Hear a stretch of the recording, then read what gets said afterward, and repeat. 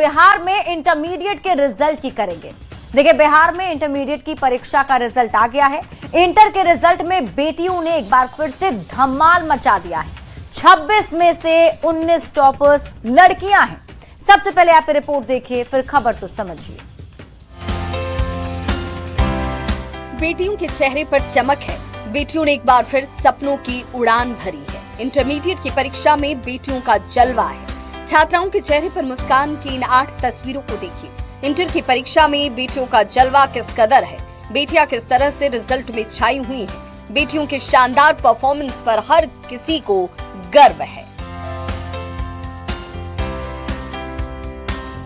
बिहार में इंटर का रिजल्ट जारी हो गया और इस बार कुल 85.19% छात्र और छात्राएं पास हुए हैं। शिक्षा मंत्री सुनील कुमार और बीएसईबी के अध्यक्ष आनंद किशोर ने एक साथ तीनों संकायों के रिजल्ट को जारी कर दिया।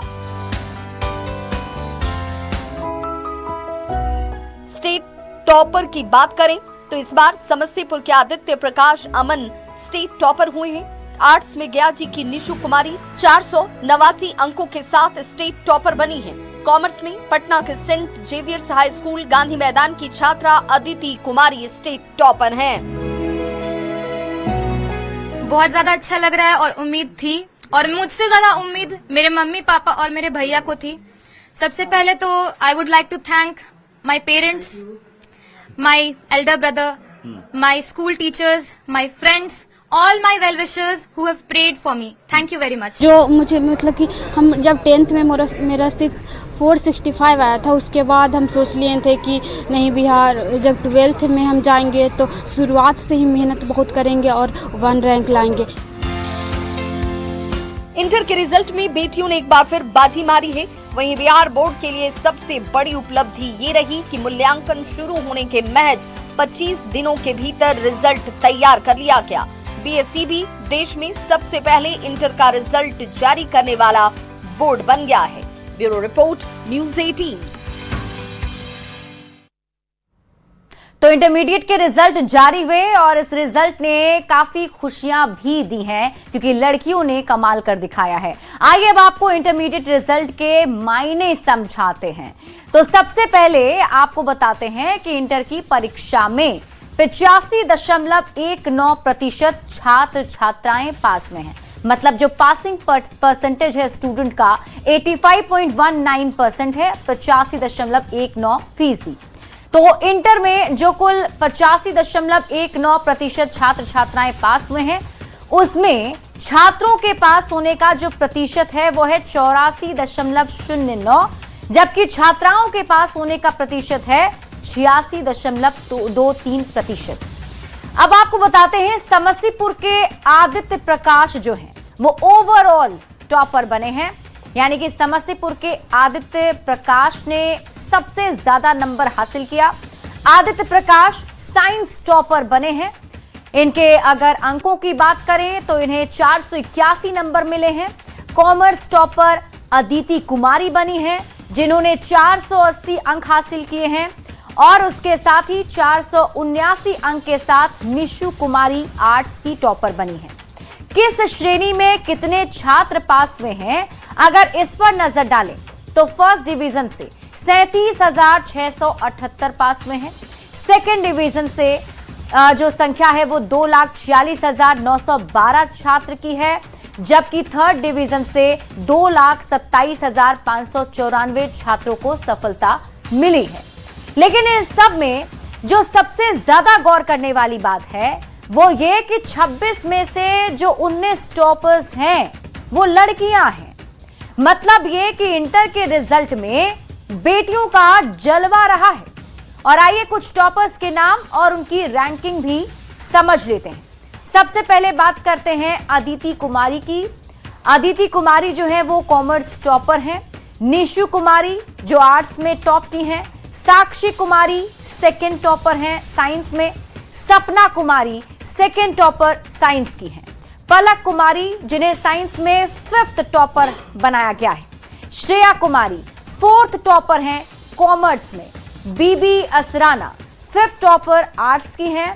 सिद्धि शिखा सेकंड टॉपर आर्ट्स की हैं। तो ऐसे में ये जो खुशियां हैं वो बेटियों के चेहरे पर तो है ही, लेकिन पूरा बिहार गौरवान्वित महसूस कर रहा है। बढ़ते आगे और अब बात सियासत की। केंद्रीय मंत्री चिराग पासवान ने कहा है कि वो मुख्यमंत्री पद की रेस में नहीं है, लेकिन वो ये जरूर चाहते हैं कि जो अगला मुख्यमंत्री बने बिहार में वो बीजेपी से हो। अब चिराग पासवान के इसी बयान पर सियासी बयानबाजी तेज हो गई है। ये रिपोर्ट देखिए, फिर खबर तो समझिए।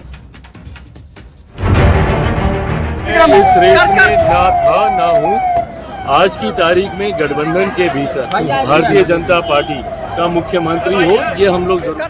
मुख्यमंत्री नीतीश कुमार के केंद्र की राजनीति में जाने की चर्चा और राज्यसभा के लिए चुने जाने के बाद बिहार की राजनीति में सबसे बड़ा सवाल यही तैर रहा है कि नीतीश के बाद कौन होगा बिहार का अगला मुख्यमंत्री। फिलहाल कई नामों की चर्चा के साथ इस सवाल का जवाब ढूंढने की कोशिश हो रही है। इसी बीच वैशाली में केंद्रीय मंत्री चिराग पासवान ने बड़ा बयान दिया है। चिराग ने कहा, एनडीए में सब कुछ तय हो चुका है, जल्द ही मुख्यमंत्री का ऐलान हो जाएगा। वो चाहते हैं कि अगला मुख्यमंत्री बीजेपी से हो। इस रेस में ना था ना हूं। आज की तारीख में गठबंधन के भीतर भारतीय जनता पार्टी का मुख्यमंत्री हो, ये हम लोग जरूर। चिराग पासवान के बयान पर बिहार की सियासत गर्मा गई है। मुख्यमंत्री नीतीश कुमार ने इस्तीफा नहीं दिया है, लेकिन बिहार में मुख्यमंत्री बनने के लिए जनता दल यू भारतीय जनता पार्टी लोजपा रामविलास में होड़ लगी हुई है। जेडीयू और बीजेपी के नेता चिराग के बयान का समर्थन कर रहे हैं। एनडीए में न कोई कंफ्यूजन पहले था न है। मुख्यमंत्री का चेहरा हो या चुनावी रणनीति, सब कुछ सही समय पर सामूहिक निर्णय के आधार पर घोषित किया जाएगा। तो आरजेडी के साथ साथ कांग्रेस के नेताओं का कहना है कि चिराग का ये बयान उनके डर को दिखाता है। देखिए, चिराग जी नहीं बोल रहे हैं, चिराग जी का भय बोल रहा है। चिराग जी ये देख रहे हैं कि भाजपा कैसे जदयू को निगलती जा रही है। सवाल है कि जब एनडीए में सब कुछ तय है तो विपक्ष को क्यों है भय। न्यूज 18 के लिए वैशाली से प्रफुल्ल और पटना से रवि एस नारायण के साथ ब्यूरो रिपोर्ट। देखिए, अब जबकि ये तय हो चुका है कि नीतीश कुमार राज्यसभा जा रहे हैं, तो अब बिहार में सीएम कौन होगा, ये सवाल लगातार बने हुए हैं। और इसी सवाल का जवाब आज जब चिराग पासवान ने दिया है तो उसके बाद से बवाल मचा हुआ है।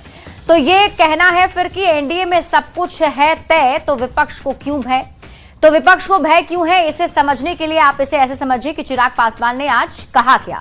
चिराग पासवान ने कहा कि एनडीए में सब कुछ तय हो चुका है। उन्होंने ये भी क्लियर कर दिया कि मैं मुख्यमंत्री पद की रेस में नहीं हूं, लेकिन मेरी इच्छा ये जरूर है कि जो अगला सीएम बिहार में बने वो बीजेपी से हो।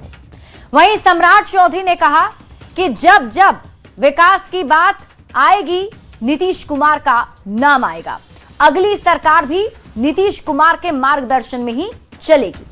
अब सवाल है कि एनडीए में सब कुछ है तय, तो विपक्ष को क्यों है भय। आइए इसको समझने की कोशिश करते हैं। देखिए, नीतीश कुमार केंद्र की राजनीति में जा रहे हैं। अब दिल्ली जाने के पहले नीतीश सीएम पद छोड़ेंगे। कुछ सवाल भी उठ रहे हैं। अब नीतीश के बाद बिहार का अगला मुख्यमंत्री कौन होगा। मुख्यमंत्री पद का जेडीयू के पास रहेगा या फिर ये बीजेपी के पास चला जाएगा। मुख्यमंत्री का पद बीजेपी के पास अगर जाएगा तो फिर सीएम कौन होगा। विपक्ष को ये उम्मीद थी कि मुख्यमंत्री पद को लेकर एनडीए में अनबन होगी, बीजेपी मुख्यमंत्री पद को लेकर अड़ जाएगी, नीतीश कुमार मुख्यमंत्री पद छोड़ने को तैयार नहीं होंगे। लेकिन हो क्या रहा है, हो ये रहा है बिल्कुल विपक्ष की सोच से एकदम उलट। एनडीए में सब कुछ सामान्य चल रहा है। नीतीश कुमार के राज्यसभा के लिए चुने जाने से तस्वीर साफ हो गई है। एनडीए में कहीं भी किसी तरह की चिक-चिक देखने को नहीं मिल रही है। ऐसे में अब एनडीए में सब कुछ ठीक रहने से विपक्षी नेताओं का परेशान होना लाजमी है। एनडीए में सब कुछ ठीक होने से विपक्ष की उम्मीदों को धक्का लगा है। जो सोच रहे थे कि अनबन वाली स्थिति बनेगी, वो नहीं बन रही है। बढ़ते आगे और बात अगली खबर की। बिहार के डिप्टी सीएम सम्राट चौधरी ने नीतीश कुमार की तारीफ में कुछ ऐसा कह दिया जिससे बिहार की सियासत ही गर्मा गई। सम्राट चौधरी ने नीतीश कुमार को इतिहास पुरुष बताते हुए कहा कि जिस तरह से मगध के इतिहास के पन्नों में आचार्य चाणक्य, अशोक और राजा जरासंध की चर्चा होती है, ठीक वैसे ही जब बिहार के विकास की चर्चा होगी तो सबसे पहले नाम नीतीश कुमार का आएगा।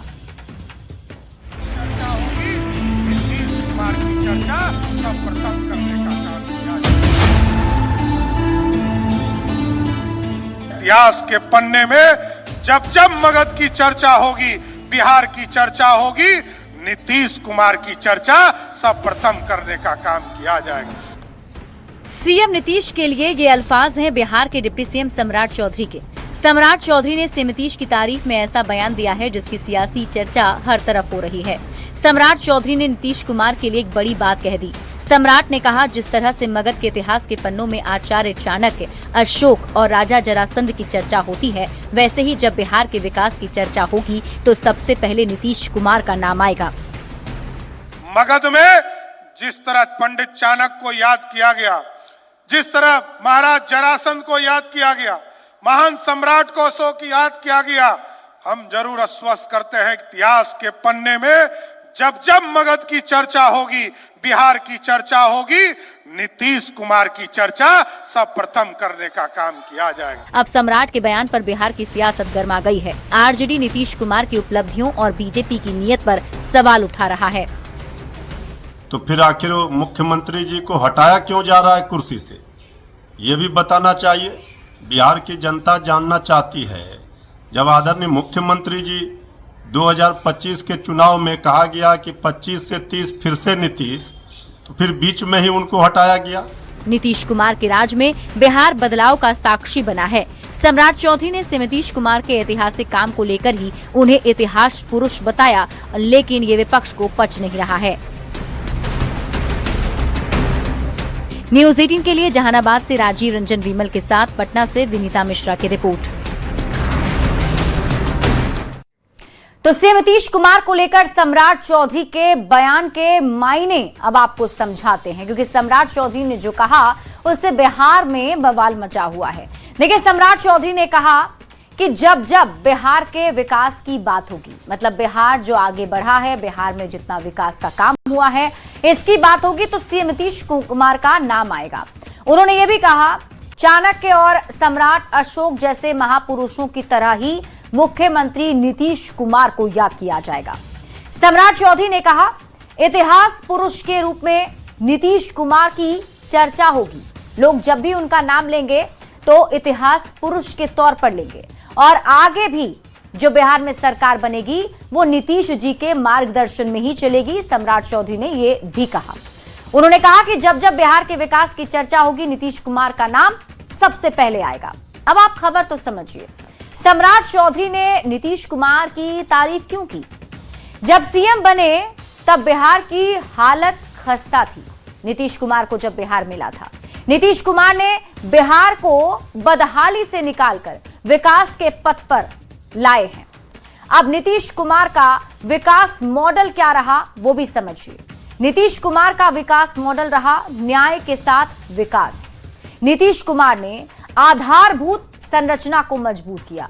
बिहार में जिसकी बहुत कमी थी, जैसे कि सड़क, पुल, पुलिया, इसका जाल बिछा दिया पूरे बिहार में। यही नहीं, ग्रामीण इलाकों तक भी बिजली पहुंचा दी गई, वो भी 20 घंटे से ज्यादा ग्रामीण इलाके में बिजली अभी भी रहती है।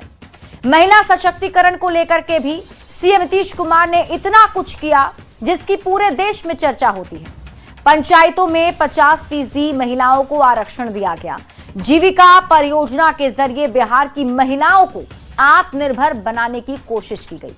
शिक्षा की बात कर लीजिए, शिक्षा और युवा पर नीतीश कुमार का खास फोकस रहा, जिसमें साइकिल योजना, पोशाक योजना के जरिए बिहार की बेटियों की तकदीर बदल दी।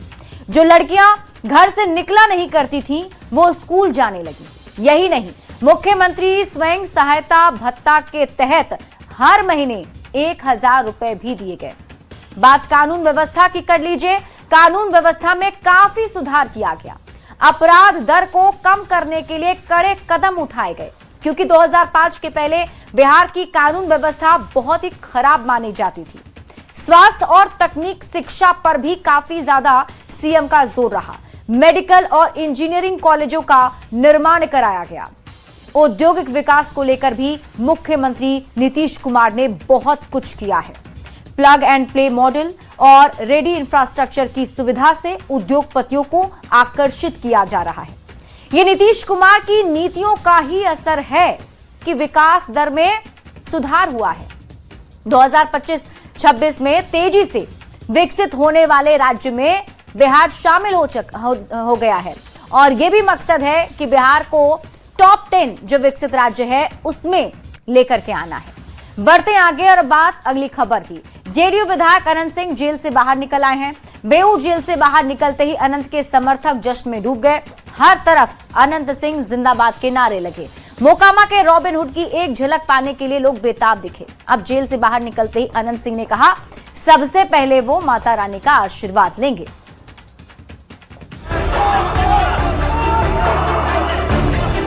ये तस्वीरें हैं बेऊर जेल परिसर की, जहां सफेद पैंट शर्ट में रोबीले अंदाज में अनंत सिंह जेल से बाहर निकल रहे हैं। अनंत सिंह जैसे ही गाड़ी से जेल से बाहर निकले, उनके समर्थक जश्न में डूब गए। अनंत सिंह की गाड़ी पर फूलों की बारिश की गई। अनंत समर्थक उनकी एक झलक पाने के लिए बेताब दिखे। छोटे सरकार और मोकामा के रॉबिन हुड कहे जाने वाले अनंत ने जेल से बाहर आते ही समर्थकों का अभिवादन किया।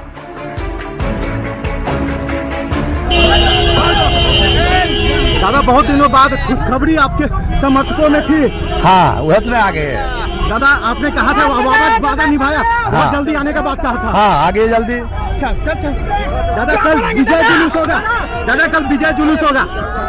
नहीं, देवी जी के गोर लगे जाएंगे। विजय जुलूस सब कभी नहीं निकालते। बहुत खुशी है समर्थकों में दादा। हाँ। जेल से बाहर अनंत सिंह के समर्थकों की भीड़ देखकर आप अंदाजा लगा सकते हैं कि उनके जेल से निकलने का किस कदर इंतजार हो रहा था। मोकामा से जेडीयू विधायक अनंत सिंह 4 महीने बाद जेल से बाहर निकले हैं। अनंत सिंह अपनी लग्जरी गाड़ी लैंड क्रूजर से जेल से घर के लिए निकले। रास्ते में भी अनंत सिंह का जगह जगह ग्रैंड वेलकम किया गया। अनंत सिंह को दुलारचंद यादव हत्याकांड में 1 नवंबर 2025 को अरेस्ट किया गया था। न्यूज 18 के लिए पटना से संवाददाता रवि एस नारायण की रिपोर्ट। तो जैसे ही अनंत सिंह बाहर आए, उनके समर्थकों में जोश भर गया है, आतिशबाजी की जा रही है। लेकिन अब आप खबर तो समझिए, आखिर क्यों जेल गए थे अनंत सिंह, ये भी समझना जरूरी है। तो आपको बता देते हैं कि 1 नवंबर 2025 को दुलारचंद यादव की हत्या हुई थी और विधानसभा चुनाव का वो वक्त चल रहा था। विधानसभा चुनाव के दौरान दुलारचंद यादव की हत्या हुई। 2 नवंबर को अनंत सिंह को गिरफ्तार कर लिया गया था। इस हत्याकांड में अनंत सिंह पर साजिश का आरोप लगा था। अनंत सिंह ने जेल रहते चुनाव मोकामा से जीत लिया था। अब आप खबर तो समझिए, अनंत सिंह अपने इलाके में बहुत ज्यादा पॉपुलर है और अपनी हाजिर जवाबी के लिए अनंत सिंह जाने जाते हैं। छोटे सरकार के नाम से भी काफी ज्यादा पॉपुलर हैं। अनंत सिंह के जेल से बाहर आने से समर्थकों में काफी खुशी देखी गई और यही वजह रही कि जो समर्थक थे वो आतिशबाजी कर रहे थे। यहां तक कि उनके आवास पर भी जश्न मनाने की पूरी तैयारी है। बढ़ते आगे, मिडिल ईस्ट में जारी महायुद्ध पर जहां प्रधानमंत्री नरेंद्र मोदी ने संसद से देशवासियों को भरोसा दिलाया है कि देश में तेल और गैस की कोई कमी नहीं है और दुनिया को फिर शांति का संदेश दिया, तो वहीं पीएम मोदी ने युद्ध के संकट के बीच विपक्ष की नेगेटिव पॉलिटिक्स पर भी प्रहार किया है।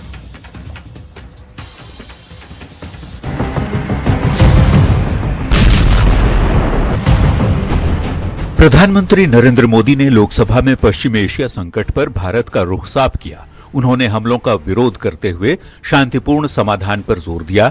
पीएम मोदी ने कहा कि पेट्रोल एलपीजी को लेकर सरकार गंभीरतापूर्वक हर संभव प्रयास कर रही है। एलपीजी के देश में ही उत्पादन को भी बढ़ाया जा रहा है। आज भारत के पास 53 लाख मीट्रिक टन से अधिक का स्ट्रेटेजिक पेट्रोलियम रिजर्व है। हमारी रिफाइनिंग कैपेसिटी में भी उल्लेखनीय वृद्धि हुई है। देश के सभी पावर प्लांट्स के पर्याप्त कोल स्टॉक्स उपलब्ध है। पीएम मोदी ने कहा कि कच्चे तेल और गैस का बड़ा हिस्सा हार्मुज स्ट्रेट से होकर आता है। युद्ध के बीच कई जहाज हार्मुज स्ट्रेट से भारत पहुंचे हैं क्योंकि तेल और गैस की सप्लाई सरकार की प्राथमिकता है। पीएम मोदी ने कहा, भारत हमेशा से मानवता के हित में और शांति के पक्ष में अपनी आवाज उठाता रहा है। बातचीत और कूटनीति ही समस्या का समाधान है।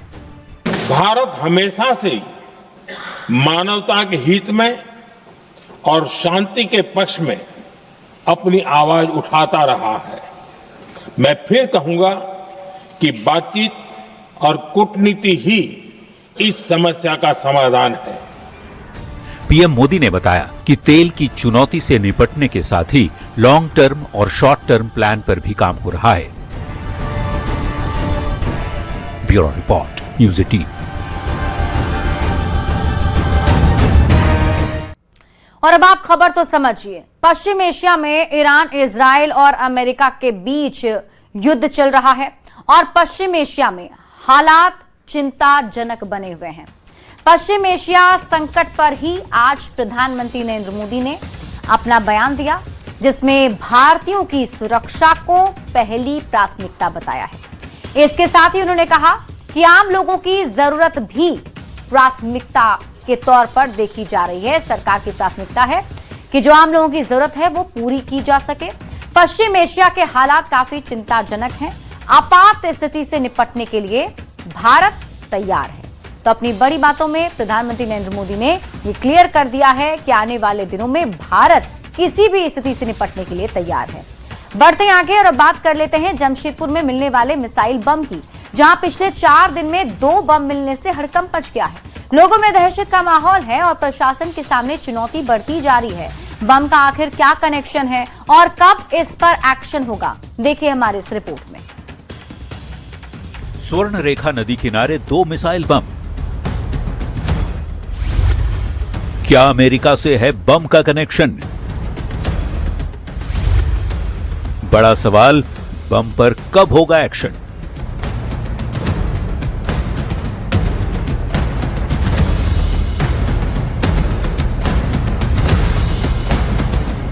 जमशेदपुर में दहशत फैली हुई है, लोग डरे हुए हैं और प्रशासन के सामने चुनौतियां बढ़ती जा रही हैं, क्योंकि अभी तक एक मिसाइल बम डिफ्यूज नहीं हुआ था कि अब एक और मिसाइल बम मिलने से हड़कंप मच गया है।